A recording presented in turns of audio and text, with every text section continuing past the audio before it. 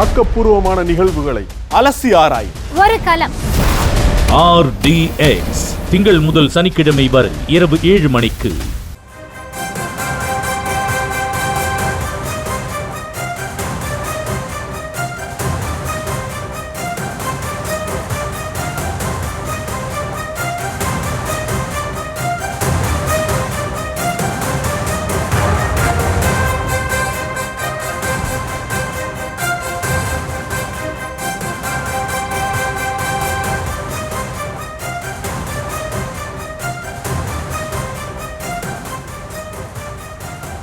அண்மை செய்தி. விஜய் சுற்றுப்பயணத்திற்கு அனுமதி அளிக்கும் விவகாரத்தில் போலீசாருடன் தாவேகாவினர் பேச்சுவார்த்தையானது நடத்தி வருகின்றனர். அது குறித்த ஒரு அண்மை செய்தியை பார்த்து வருகிறோம்.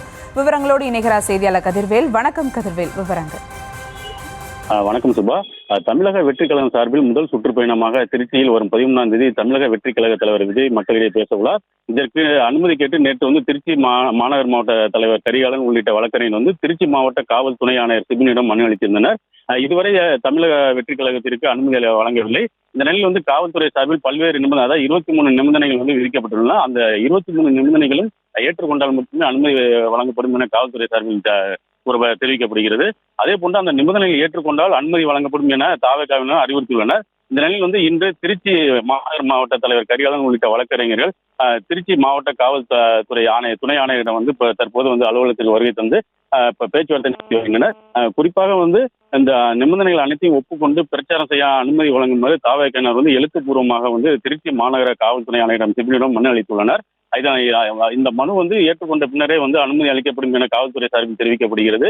குறிப்பாக இவர்கள் சாலை மார்க்கமாகவே வருவதாகவும், அதாவது தாவேகா தலைவர் சென்னையிலிருந்து சாலை மார்க்கமாக வருவதாகவும் தகவல் கூறப்படுகிறது. அதான் அங்கிருந்து சிவிஎஸ் டோல்கேட்டு, தலைமை தபால் நிலையம், பாலக்கரை, மேலப்புதூர் வழியாக மரக்கடையில் பிரச்சாரம் செய்துவிட்டு அதன் அப்படியே காந்தி மார்க்கெட், பால்பண்ணை வழியாக திருச்சி சென்னை தேசிய நெடுஞ்சாலை வழியாக அரியலூர் பெரம்பலூர் செல்கிறார்.